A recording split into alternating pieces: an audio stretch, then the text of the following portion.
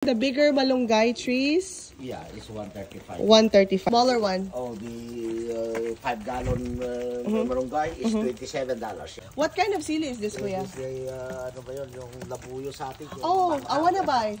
Wow, ang dami pala. Oh my gosh, ang dami, kuya. Kalamansi, kuya, Yeah, di ba? kalamansi, pero iba yung breed nga, mas malalaki sa ano. Pero Okay. ito yung talagang kalamansi sa atin. Kalamansi, okay. Yan, ganyan. Yeah. Wow, you have so many calamansi trees, Oh, kuya. yeah, Ang dami nagtatanong sa I ano. sold a lot. Kuya. Yeah, kalamansi, lemon, iba-iba sila. Okay.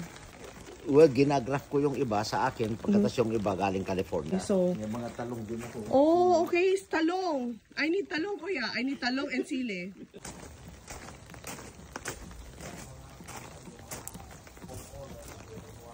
The eggplant and the sili, $10, okay.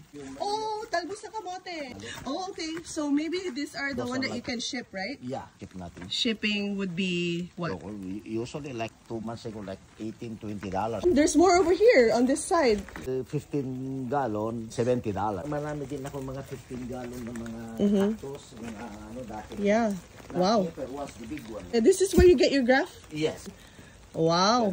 Ito rin, house plant. Mabili din ito yung Sansevieria, yung mga ibang klaseng kalaman. Yay, thank you. Kuya, you can use the leaves for tinola, no? Yeah. Speaks Ilocano, kuya. Kami. Oo.